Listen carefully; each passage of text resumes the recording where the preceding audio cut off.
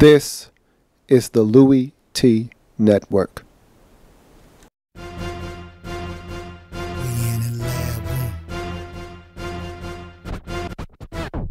Man, I love some football. Man, I love some football. My favorite week is week 1, cause I'm watching football. First comes the preseason, and I don't take a day off. And then it gets even better when your team makes the playoffs. 32 teams go hard for one thing. They work for one thing. That Super Bowl ring. 32 teams go hard for one thing. They work for one thing. That Super Bowl ring.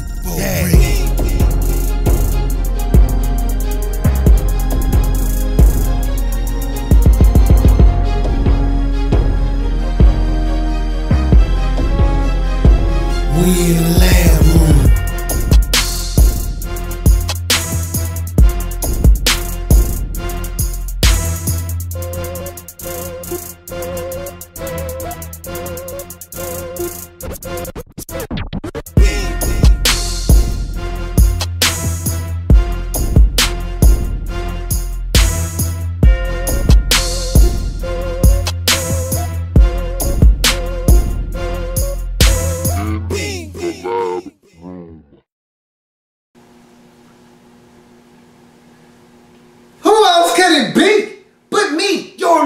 Louie T, welcome. You are in the lab room. Of course, I am your host, Lou. Thank you for joining me. Week number 7 in the National Football League Wednesday edition of In the Lab Room. You know what that means.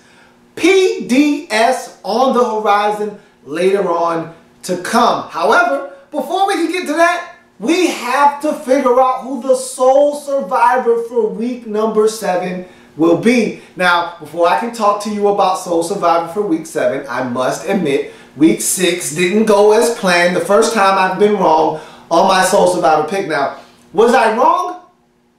No, technically not really. Did I get it right? No. But did I get it wrong? No. It was a tie, but technically in a survivor pool, you're supposed to survive, and the only way to do that is to pick a team that wins, not a team that ties. So, no, I didn't come through last week. So I feel terrible, I feel awful about that. However, I didn't actually lose. So I can sleep at night knowing that I tied. Which, again, I have my issues with that, but that's not what we're here for. Fact of the matter is, I get a fresh slate this week. Clean slate, clean canvas to paint my new portrait. And so, this week, I'm here to give you a winner that you can take for chicken dinner. So, let's go down a list of games in week number 7 that will take place and pick a winner, shall we? You know how this goes. It's fast-paced. It's in your face. It's the Week 7 Soul Survivor! Let's go! So, we start on Thursday Night Football, and normally, I don't do this, but ding, ding, ding, ding, ding, ding, ding, ding, ding, ding, ding, ding, ding. This is your Soul Survivor for week number 7. New York Jets at the New England Patriots. You need not go any further than this. Now, you know how I feel about family business. Normally, I keep my nose out of affairs that don't pertain to me. And this is not my family business. It's East business, okay? This is some type of East business. But I'm an NFC East guy, not an AFC East guy. So, technically, none of my business, none of my concern. However, boy, the Jets are struggling. Boy, Gino, oh, Gino, oh, no. You can count on Gino for at least one boneheaded mistake where you're like, who are you throwing a football to, Gino? At least one of those. And if you're not counting on those, boy, the Jets sure do know how to drop the football. So there are a lot of issues in New York right now. And a lot of them stem from the fact that they're just not that good. Meanwhile, the New England Patriots have finally found themselves. They're hitting their stride at the right time because, hey, had they waited a couple more weeks to try to find themselves, who knows, they could have found themselves in a hole that they might not have been able to climb out of. But they were able to right the ship just in time to beat the Cincinnati Bengals and the Buffalo Bills in a huge AFC East matchup. Now, you go home to Foxborough, Thursday Night Football, bright lights, big stage, Brady, Belichick, the B&B winning factory on full display for everybody to see against Rex Ryan. Man, I feel bad for Rex. I really do. You know why I feel bad for Rex? Because he's getting canned at the end of this season. And really, it's not his fault. Since he's been the head coach of the New York Jets, has he ever had a franchise QB? Don't answer that. Just know that in week number 7, even though it's family business, and I tend to stay out of family business, this is going to be your best option. Believe me, Gronk is starting to look like the old Gronk. Is he fully there yet? I wouldn't sign off on that just yet, but man, is he getting close. That game he put forth versus the Bills, damn good. And then Brandon LaFell, he's starting to get acclimated to the way they do things in New England. He's starting to pick up that playbook. Brady is beginning to trust him. That could be something that we see down the line as a beautiful match made in heaven. We know about Julian Edelman and what he brings to the table. And now all of a sudden, they have Tim Wright and he's slowly coming along. And they just figured out that Brian Timms can play some football. Brady's starting to get some weapons. Now, the running game is going to suffer with the season-ending injury to Stephen Ridley, and the defense is going to suffer with the season-ending injury to Gerard Mayo. However, they're still going to have enough left in the tank to dispose of the New York Jets. Take the Patriots here. They won't let you down on Thursday Night Football. Get it out of the way. Then you don't even have to worry about anything happening on Sunday. You'll already have your winner right there on Thursday night. So that's my social value pick. But again, this is a trust building exercise. You know how this goes. So I'm going to go down the list of games so you know that this is the best option that you got. So let's continue on. Let's move on to Sunday and run down the list of games very, very quickly. So we start in Baltimore. Atlanta Falcons at the Baltimore Ravens. The Atlanta Falcons are struggling. And even though this seems like a gimme right here, because the Falcons defensively stink. They stink. And the offense last week, that was embarrassing offensively. And even though the Ravens looked like they had it on tilt, I wouldn't do this one if I were you. Now look, if you decided to go here, I would give you my blessing. I would give you my blessing, but I wouldn't sign off on it. I'm not putting my John Hancock on this one because this is still scary, because even though I think I know, I have no idea who the Baltimore Ravens are. I think I know, but I'm not sure. And the Falcons, I've just about lost all confidence in them, but just when you think it's safe, last week I made that same statement about the Chicago Bears, and what did the Bears do? They won. On the road, nonetheless. So I'm going to tell you that this probably wouldn't be the smartest decision to make. But if you went here, I totally understand.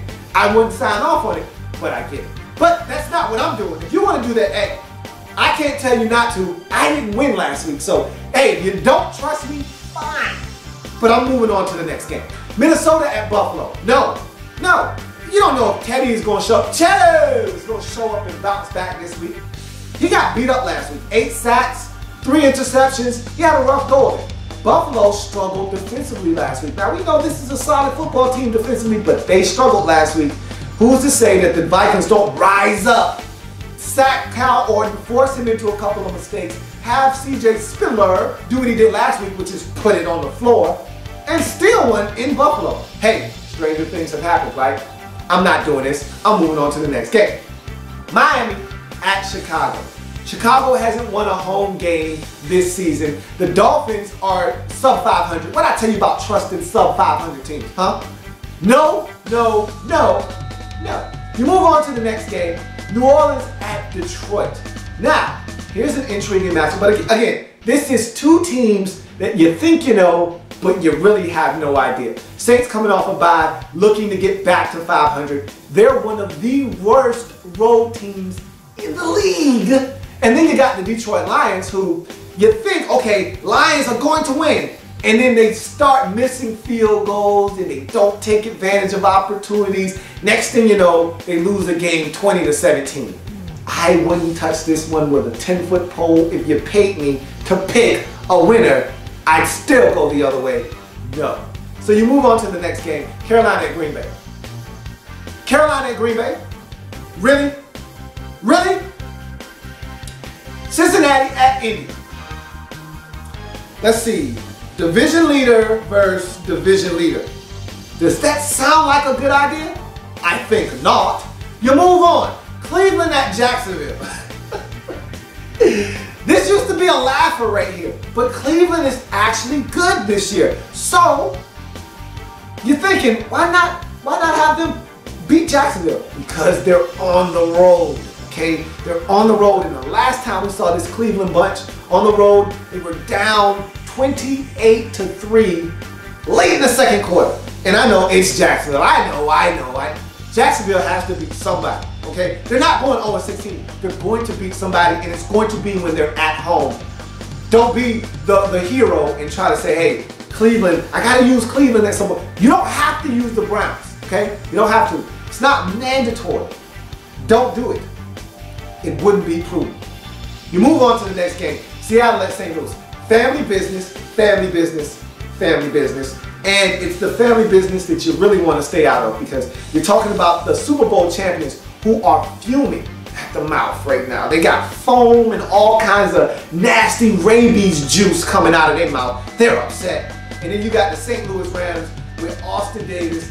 And what if this is a game with a pass rush that's dormant? They're hibernating right now.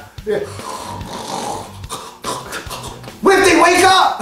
What if this is the week they decide to get 7 sacks and abuse Russell Wilson and he throws 3 picks? We've seen him do it against this team before. Don't do it. Don't do it. Don't do it. Then you go to the next game. Tennessee at Washington. This might be the snoozer of the week right here. If there was a game that you could go to sleep on and wake up and say, hey, wake me up when this one's over, this would be the game. Do you really want to pick between 2-4 and 1-5? No. So you go on to the next game, Kansas City at San Diego. If these two teams say they ain't did it, then they ain't did it. But if they did, well, that's family business. So you move on to the next matchup, Giants at Cowboys. The Giants routinely go into Big D and steal games. The Cowboys look like the real deal this season. Why would you want to touch this one? It's family business, people. And this is my family business, and I'm telling you, stay out. Stay out. There's a big stay out sign. It says, warning, this game could get you in trouble. So just stay out. You move on to the next matchup, Arizona at Oakland. And this right here is a no-no, because the Cardinals didn't look that sharp last week versus the Redskins. Carson Palmer is not 100%, and the Raiders are rejuvenated. Just like I spoke about the Jacksonville Jaguars a couple of games ago, I'm telling you the same thing here. The Raiders are going to beat somebody, and it's going to be at home. It could be this week. Don't let it be you getting caught up in the watch. I'm just saying. I'm not saying. I'm just saying. San Francisco at Denver on Sunday Night Football. Does that even sound like something that you need to be getting involved with? I can answer that for you. No. So you go to Monday night, Houston at Pittsburgh. I don't trust the Steelers for nada. And of course, I'm not picking a road team, especially when their name is Houston and their quarterback's name is Ryan Fitzpatrick. I rest my case. Give me the gavel. Give me the gavel. Bang, bang, bang. I rest my case. Court is dismissed. What game is better than Thursday Night Football? Give me one. Hand me one. The closest you can come is Baltimore hosting Atlanta, and that still has an explosive offense. Now look, they didn't look anything explosive. They didn't look anywhere near explosive last week against Chicago. But that doesn't mean that they can't rev it up. That's the thing about explosive offenses. You never know when they're going to blow.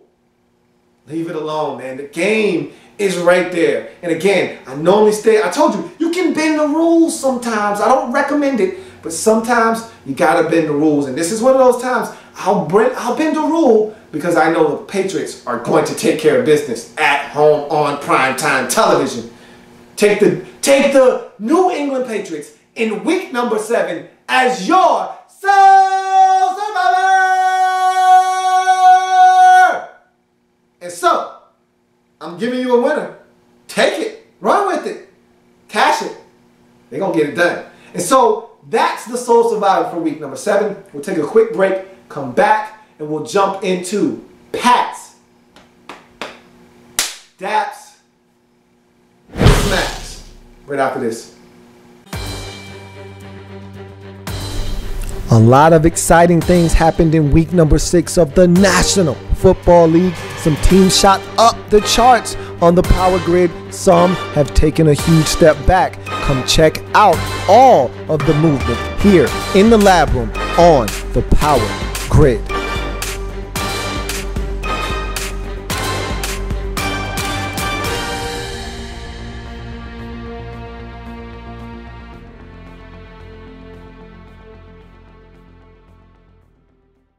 Welcome back to the program. Thank you for joining me here in the lab room, Wednesday edition. Time for some PDS, folks. And we're going to start with some Pats today. And let's start with a sympathetic Pat. And you know what? I got a couple of those. You know, sympathetic Pats are the ones where you're like, hey, they're there now. It'll be okay. Don't worry about it. You'll get them next time, Tiger. You'll get them next time, Tiger. And I got a couple of those. Mike Nugent, field goal kicker for the Cincinnati Bengals. First of all, I feel like I need to be his bodyguard, a Pac-Man, or cornerback formerly known as Pac-Man. Stand back, man. Back up. Pac-Man, or the cornerback formerly known as Pac-Man, went nuts on him and basically said, do your job. We put you in a position to win the game. Win the game. You don't have anything. You're a field goal kicker. You don't have anything else to do but make field goals when we put you on the field to kick a field goal. So he was feeling some type of way. And look, if it's already not bad enough the man missed the field goal to win, he doesn't need a teammate piling on him, okay? Stop it. Just what he needs is support. He needs you to say, hey man, Mike, we'll get him next time. It's okay. Now, I don't feel that way. I'm like, Adam, man, make the kick. But I wouldn't express it that way. But either way, Mike Nugent, man, he'll pat you on your back, man. It'll be okay. You'll get him next time, Tiger. Cheer up. They're great. You'll get them next time, all right? You move on to the next pat on the back. And it's Gus Bradley, another sympathetic pat on the back. Hey, Gus, man, I'm a huge Gus Bradley supporter because I feel like he comes with a level of energy that is matched by few coaches in the league. He comes from that Pete Carroll tree, and he has that kind of infectious attitude. He makes it fun to play football. You want to win. You want to run through a brick wall for the guy, but his team isn't any good. And at some point, you keep looking at Gus and you say, hey, Gus, you're going to win one of these games, man. And they keep losing, and you keep saying to yourself, and you'll get them next time, and then you lose again, and then you say, you'll get them next time, and then they lose again. You get them next time, and then you lose again. And you're like, God damn it, Gus! And then now it's like, hey, Gus, man, you about to get fired, dude. And I don't want Gus to get fired, but you got to win some games, man. I mean, we can sit here and talk about how nice of a guy he is, how much energy he brings to the table. We can talk about all the things that he's done in Seattle and how this guy gets it. But at the end of the day, if you're not winning games in this league, you get fired. And Gus isn't winning any games. So we'll pat you on the back, Gus, and say, hey, man, I'm rooting for you, dude. Hey, I'm giving you the big thumbs up. But right now, your job is going down. You need to do something, and you need to do it fast. Good luck, Gus. You're going to need it. So we move on to the next pat on the back. And this isn't a sympathetic pat. This is more like, calm down, man. It'll be okay. Calm down. Hey, relax. Remember Aaron Rodgers told us? R-E-L-A-X. Relax. And this one goes to Doug Baldwin. Did you see him on the sidelines of that Cowboys game on Sunday. He got in the face of Russell Wilson. And you know, Russ is so calm, cool, and collected. Russ has his water bottle, and Russ is drinking that water, that H2O, and he's looking at Doug like, hey, Doug, you better get the hell out of my face, man, and go on with that nonsense if I have to backhand you. You know, Russ is too cool, man. Got the wavy hair, you know, cut that mohawk. He's too cool. And, you know, Doug, you know, he's one of those guys, a little ornery, you know, kind of rough around the edges. So Doug gets in his face, look, man, y'all got to get the ball. I'm open, throw me the foot. You know, and Russ is looking like, hey, man, stop playing, man. Get out my face. Hey, Doug, it's just one loss, dude. Calm down. Y'all just won the Super Bowl. Relax, man. It'll get better. You're fine. Okay? It'll be all right. Calm down. Woosah. Woosah. Doug, relax, man. Relax. And finally, the last pat, Tony Sperano.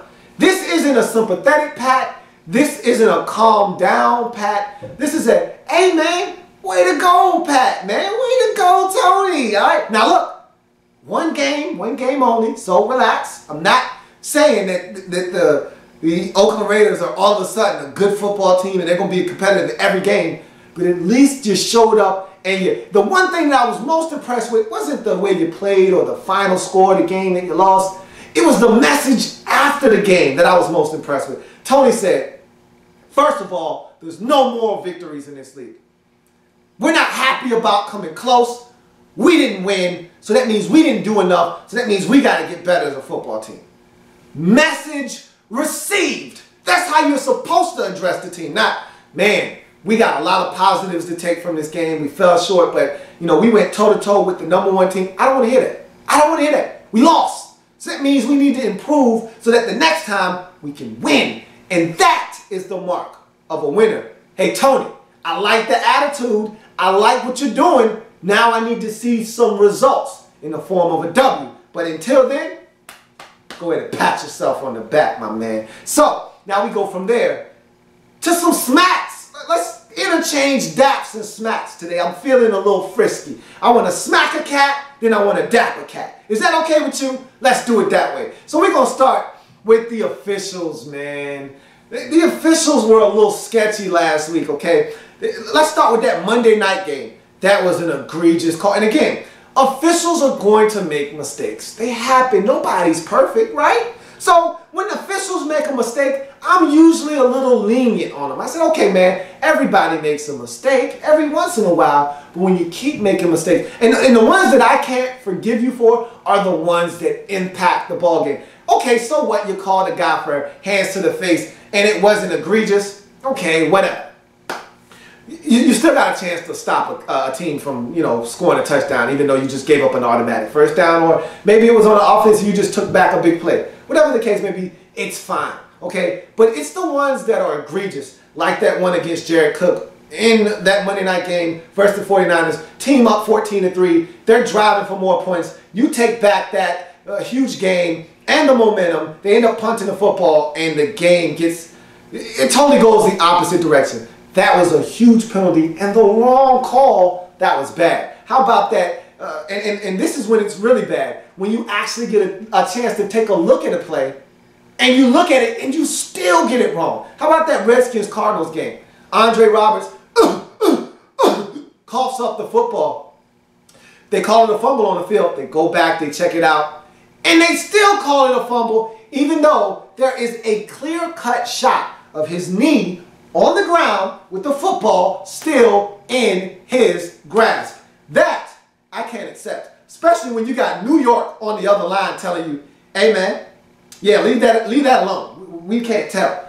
That's garbage. You can't. What about that Bills game? There were some bad calls in that game, man, that really impacted the Bills moving forward. Now, I don't like to make excuses. The Bills defense didn't do enough in that game, but there were some bad calls in that game. Officials, get smacked, man. You got to get your act together. You can't be costing teams games. Don't impact the football game, man. You did some impacting in week number 6. You move on to a dap. Let's dap somebody up. And I got 2 separate daps here. So we're going to split it up 1 and 1. First, let's start with the Baltimore Ravens. I haven't seen a level of disrespect in somebody's house like that in a very long time, man. And you know how I feel about utter disrespect of other people's property. Man, it doesn't get much better than this. When you go to somebody's house uninvited, you know how sometimes you need to give somebody that courtesy phone call. Hey man, what you doing?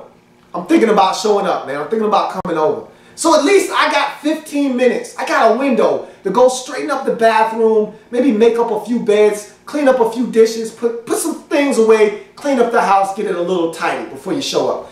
Ravens did none of that. Ravens showed up unannounced. They didn't knock on the door. Boom! They kicked the door open and they started yelling and screaming. Mind you, it's 7 o'clock in the a.m. on a weekend. I'm still in my bed. Buccaneers hadn't even gotten up yet. They didn't care. Hey, get up. And the Buccaneers like, man, who is that in my house? And they came downstairs with the bathroom. The Ravens smacked them in the face. Man, go get me something. Get in the kitchen and make me some breakfast. And they're like, what you do? Go make me some breakfast. All right, man, I'm going. They went in the kitchen and made them some breakfast. They in the living room, again, never took their shoes off, never wiped their feet. It was raining outside. So you kick the door in. It's raining outside. They got white carpet. Come on, man. Take your shoes off. Nope. They didn't take their shoes off. And they put them up on a coffee table. And the Buccaneers just got a brand new table, man. Brand new living room set. They didn't take their shoes off. They got their feet on the table. And they didn't use a coaster. That's so disrespectful. How you going to urinate on the white carpet, man? That is just downright dirty, man. 35 points. 28 in the first quarter. That one got me excited, man. Baltimore, that's what's up. And it was so nasty. It was so dastardly that I had to separate it and give Joe Flacco some separate dap. Because his dap, see, that was a team dap. That was team disrespect. Joe disrespected those boys in a totally different. He violated them.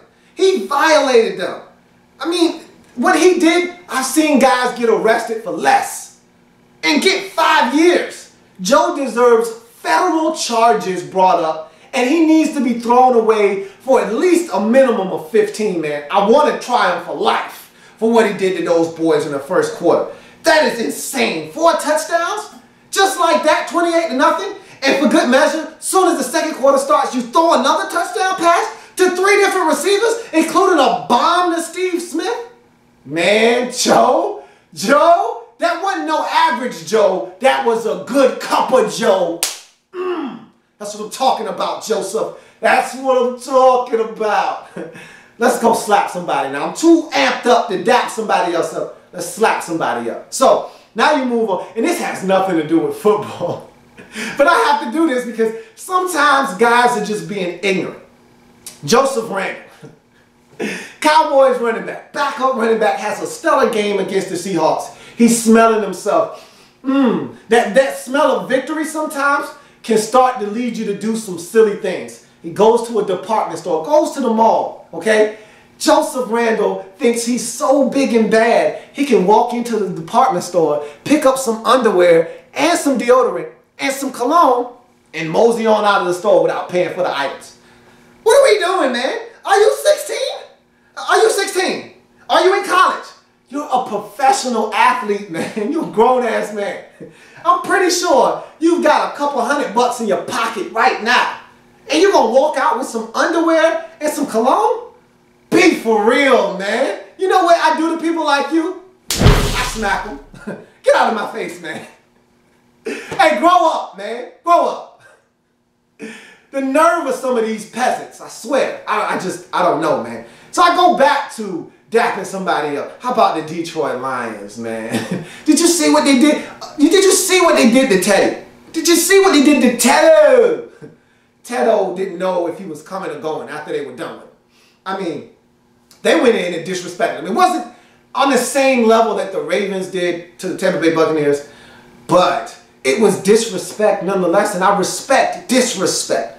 I don't know if that makes sense to you or not. You'll get it on the way home. But this was a level of disrespect. 8 sacks. He beat him up. And they hit him so many times, he started seeing guys that weren't there. You know, when you see the quarterback, when they, blue 16, sack, hey, they get the football, and nobody's coming. And they already, they fidgety, man. I gotta get rid of the football. Somebody's coming. Teddy ain't know what to do, man. Teddy was going, read one, read two, I gotta go. Where do I go? Pockets collapsing. Sack. Sack, where you going, man? Where you going? Hang in there, Tedo. Hang in there, guy. And with that antsy, frantic behavior in the pocket, you know what comes with that? Turnovers. Yeah, he had a couple of batted interceptions and one that wasn't his fault, tip pass off the hands of a running back out of the backfield. That's what happens when things are going bad, and guess who made it go bad? The Detroit Lions did. And so for that, the Lions get some dap, man. Great job on the road. Hey, 3 points, that's it? That's all they can get? Enough said. Let's go back to slapping the cat, though. All right? Tampa Bay Buccaneers.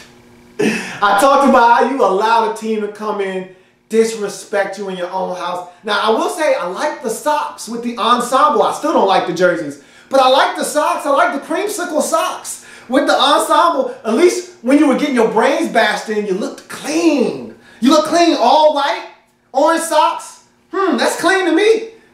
But it was dirty after that, though.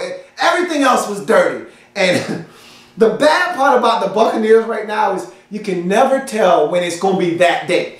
You know, when you can tell when you're about to, when your team is about to get their brains bashed in. You know when it's about to happen. You see it coming. You're like, man, today looks like one of those type of days, man. You know, the opposite of that Ice Cube day. Today was a good day. Today is going to be a bad day. And this one we didn't see coming. You couldn't have seen this one coming. And I told this same story when I was breaking down the game, the Ravens-Buccaneers game, and I'm going to tell this story briefly and then we're going to move on because I don't want to waste a lot of time. But I was watching the football game that I was watching. And every week there's one game that the scoring starts faster than everybody else. You're watching the game and you're like, man, somebody must have ran a kickoff back or somebody must have fumbled and picked six or something or scoop and scored. Something happened. Normally it's a kickoff return when it's that quick. But in this game, it was just assault. 58-yard run from Justin Forsett, and boom, Torrey Smith's in the end zone. A pick by Jimmy Smith, and boom, Torrey Smith's in the end zone again. And then next thing you know, Ravens got the football again, and then Aikens in the end zone. Then it's Campanaro, then it's Steve Smith, and it just got out of control. Buccaneers, they're bad. And not bad meaning bad, but bad meaning bad. They're bad. And at some point, you got to ask Lovey, what the hell is going on out there? He doesn't know. And when you don't know, you get smacked. You go on to a Daps. What about the Cleveland Browns, man? What about the Browns, man? Making people happy in this factory of sadness. 31-10. And again, this was one of those beatdowns that I did not see coming. I said, okay, what you got for me, Cleveland? And they started off slow, but when they picked up their steam, man, it was full throttle, full steam ahead, and they never looked back. They put their foot on the gas pedal, and they ran over the Pittsburgh Steelers at the crib and exercised some demons. Ben Roethlisberger coming into the game was 18-1 career all-time versus these Browns. After the game, they had to feel good, like, man, especially if you've been there for about 8 or 9 of those losses, you look up and you say, man, we finally got his ass. We got him. We got him. And that had to feel good, especially because when you lose to a guy that many times, when you lose to a team, for that matter, that many times, you just want to get them good one time. Just let me get them one time. And the Browns got them one time. 31-10, had to feel good. I know it feels, this should make it feel even better. That's what's up, Cleveland. That's what's up. So you go back to slapping the cat. And this is another situation where I got to separate two entities. Even though they go hand in hand, I got to separate them because they're both egregious in their own special way. Rams pass rush. What's up with that, man? I remember in the offseason, Rams fan, I'm talking about, I was flooded. My inbox was flooded with St. Louis Rams fans talking to me about how they've got the best defensive line in all of football. Now look, I'm not going to sit here and act all righteous and act as if I wasn't on the bandwagon because I too believe that they had one of the best in the league, especially with a guy like the mighty, mighty Quinn. Then you got Mr. Long on the other side. Then you got Mr. Brockers, and you just drafted Aaron Donald. Never, ever trust a man with 2 first names. So you look around and you're like, hey, this could be potentially explosive here on this defensive line. What did he get? 19 sacks last year for Mr. Quinn? And Long is always sniffing around 10. You make this line that much better by adding another first-round pick in Aaron Donald? Never, ever trust a man with 2 first names.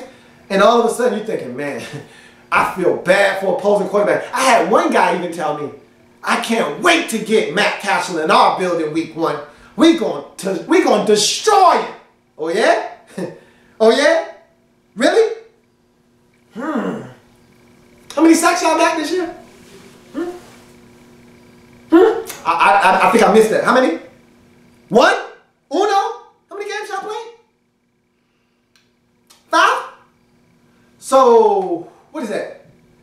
A fifth of a sack per game? Is that what you're doing? A fifth of a sack per game?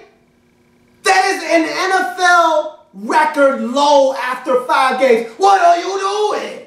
I know what you're doing. Oh, I know what you're not doing. You're not sacking quarterbacks. I know what you're about to do. Get smacked. Get to the quarterback. I hope that smack just woke you up, and hopefully now you can start getting to the quarterback. Ridiculous. Let's go dap somebody up, man. How about Aaron Rodgers? A-Rod. Game winner. Woo!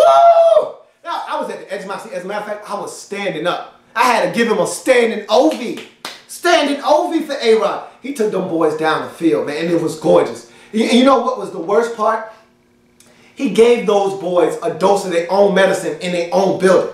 You know how bad that is? When you make a potion, you concoct a potion. You remember the cartoons when the cartoon character would make this crazy drink, and it's supposed to be like this nasty potion, and they got this devious plan. I'm gonna give him the potion, the drink with the potion in it, and I'm gonna drink the one that's without the potion, and he's gonna be knocked out. And you know, and then you see a girl, woohoo, and then you turn your back, and they see, and they switch the drinks. And you drink the one with the potion in it. Oh no, how did that happen? Well, that's what happened to the Dolphins. Aaron Rodgers is driving the football, and first of all, the 4th and 10 pass with a guy draped all over him and staring down the gun barrel, knowing you're about to take a shot and delivering a football. That's epic. That's epic. That's what legends are made of. Okay, so we passed that though. So now they move the football down the field. You get a first down off of a James Starks 3rd and 10 completion. And Aaron runs down. Hey, we gonna spike it. Hey, we gonna spike it. The old classic Dan Marino fake spike. And Aaron, we gonna spike it. We gonna spike it. Aaron snaps the ball, throws it out to, and instead of the Dolphin defenders going and making something happen, they just, oh, he snapped the ball. He threw it. And they froze. And they let my man Devontae Adams get all the way down to the 4-yard line. Aaron okey-doked them and then finished them off with a back shoulder fade, perfectly thrown ball to Andrew Quarles for the game. Oh my gosh, that was beautiful. That was so hard hand dap worthy. My man A-Rod finishing them off with a game winner. Game, set, match. Green Bay wins. Perfect. Woo! So now let's go to a smack. Janoris Jenkins, Double J, what are you doing? What are you doing? What are you doing? Okay, 14-3. Let me set up the scenario for you in case you don't know. 14-3. Let's call it 26 seconds left in the first half. Okay? 49ers have the football at their own 20-yard line. Let me say this again so you can get a mental picture. Their own 20-yard line. 80 yards away from pay dirt. 24 seconds or 26 seconds left in the first half. So, first of all, I don't like the call because I want cover 2. I want 2 safeties deep, and I want man-to-man coverage up top. I want nobody getting deep without having 2 guys on them at all times.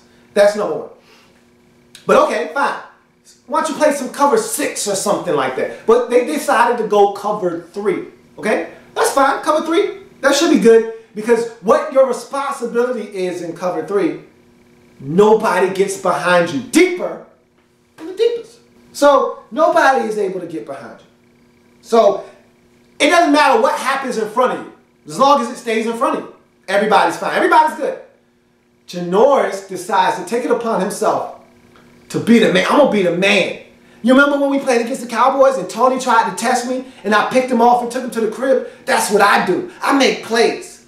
So you know what Janoris said? I'm going to sit here, even though my responsibility is deep third. Nobody gets behind me on my third of the field. Nothing gets behind me. Nothing slides. Remember the line, nothing cheap, nothing deep. So nothing's supposed to get behind me. Nothing slides. So instead of him making sure that nothing gets behind him, he's squatting. He's squatting on them. He wants them to throw a short route so he can try to jump it and get a pick 6. Being nosy. Do your job, man. They're 80 yards away from a touchdown. Just do your job. No, his job wasn't good enough. He wants to exceed what was asked of him. I want to go make a play. Okay, so Brandon Lloyd says, hey, we watched the tape. This kid's nosy, man. He's always sniffing around something. Well, let's give him something to smell. We're going to leave this funky little double move right here for him to sniff on. All right, so Brandon got down, gave him a shimmy like he was going to the outside on the out, went up the field on him. Left him a nice bomb for him to sniff on. Oh, got him up the sideline. Got him. Give me the football, Colin. Oh, it's here. Boop. Boopski, 80 yards. Game was never the same. Because Janoris Jenkins wants to be a star. He wants to be the star of the show. Do your job. No hero football, man. You know what heroes get when they don't save the day? Smack. Cost your team a football game. The game was never the same after that play. Shameful. Shame on you. So we go back to Dap. Does anybody deserve a bigger Dap in week number 6 than the Dallas Cowboys? America's team. The team with the star on the side of the helmet. These boys was out there balling. Balling in week 6. And who saw it coming? Raise your hand.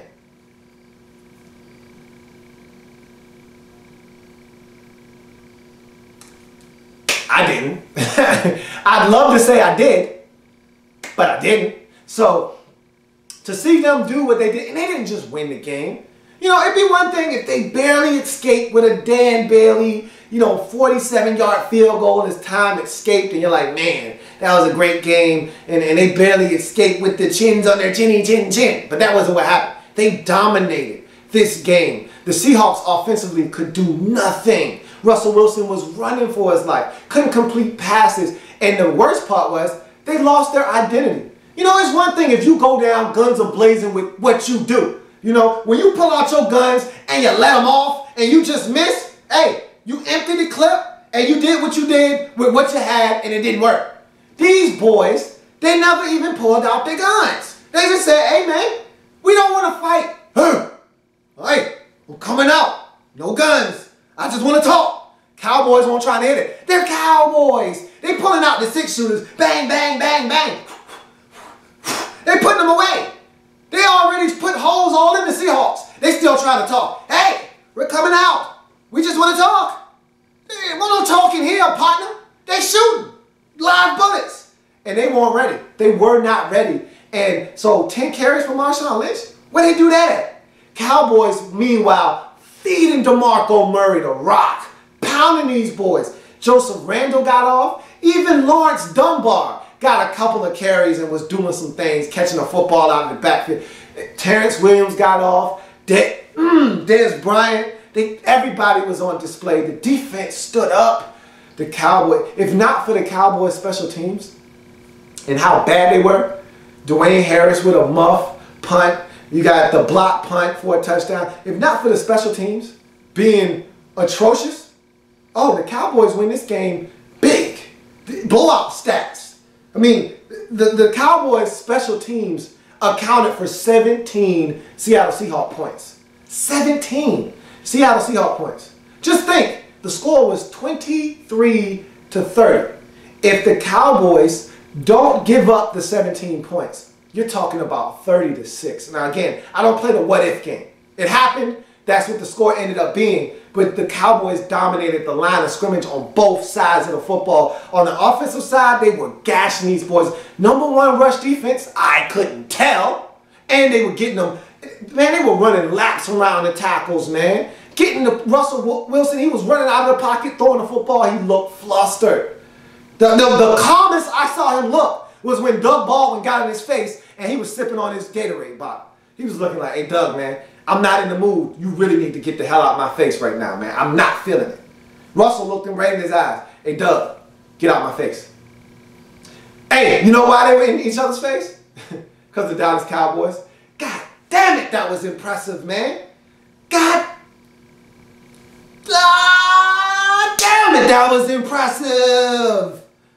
Big time dap for the Dallas Cowboys. So we find ourselves with our final smack of the day. Vontaze Burfict. Whew! This guy's a piece of work. I'm going to tell you what, man. He was a head case in college at Arizona State, and nobody drafted him because the coach told him to come off the field, and he said, I'm not coming off the field, coach. You're going to have to come get me off the field. I'm not coming out the game. The dude was a head case in college. And not to mention, he ran slow, and he had gotten out of shape, and he wasn't the same player that he was, you know, the year before coming out of the draft. And then you had the off-the-field issues, and this kid just mentally wasn't all there. And of course, who always picks these kind of players? Who always goes out and tries to rehabilitate these kind of guys? Of course, the Cincinnati Bengals. But they did a wonderful job here. This guy has been a model citizen since he's come into the league. Okay, maybe not a model citizen, but he's been much better than what we thought he was going to be when he came into the league. But he's always been a guy that was one taco short of a combination play. He's always, hey, like Yogi Bear, hey, oh, how about I get a picnic basket? He's always one picnic basket short of a full nice day outside at the park. You know, and I'm just like, hey, what is he up to now? And he had just come off of a concussion, so you would think he'd be a little bit more reserved. Like, man, I'm just happy to be back out here with my guys trying to get a win. Nope, he was out trying to twist ankles and hurt guys with hurt ankles. I mean, who does that? So Cam Newton gets in the end zone and you try to twist his ankle. You know he's got ankle issues. He's coming off of ankle surgery. Why would you do that? That's so Bush League. Okay, so Greg Olsen, who's also dealing with ankle issues, he gets in the end zone, and you grab him by his ankle, and as you twist him down to the ground, he says, oh, I'll just twist it a little bit more. Maybe it hurts, maybe it doesn't. I don't know, I'm going to twist it anyway. Come on, guy. How would you like if somebody did that to you, huh? You know, you remember what your parents told you when you was a little kid? Do unto others as you want them to do to you? Come on, man. You know the rules to the game. Come on, play right, man. What are you doing? And you got lucky. The league slapped you with a little $25,000 fine. Your butt should have been suspended because that was a no-no. And you know better than that. And you know what happens when you break rules and you know better and you do it anyway? You get smacked. So, fix it, man. Whatever you got to do mentally to get right, fix it. Okay? That was pathetic. I'm disappointed in you, man. You know better than that. And so, that's going to do it for Pats, Daps, and Smacks. We're not taking a break. We're going to go ahead and finish up this episode. And what I basically want to remind you is keep looking out for the new series that I started last week, and it's going to be a weekly series. And I think Wednesdays are going to be, or maybe Thursdays. I don't know when I'm releasing it yet. It'll be Wednesday or Thursday, somewhere in there is when I'll start coming out every single week with the NFL Power Grid. That's going to be coming your way shortly. It's already in the works, so stay tuned for that. Where does your team rank within the NFL Pantheon? Stay tuned for the NFL Power Grid. And that's going to do it for another installment of In the Lab Room. I thank you for joining me. If it happens in the National Football League, whether big or small, we cover it all here in the Lab Room. I will see you tomorrow when we're talking Thursday Night Showcase. That's right, Thursday Night Football. Pats hosting Jets. I'll see you then.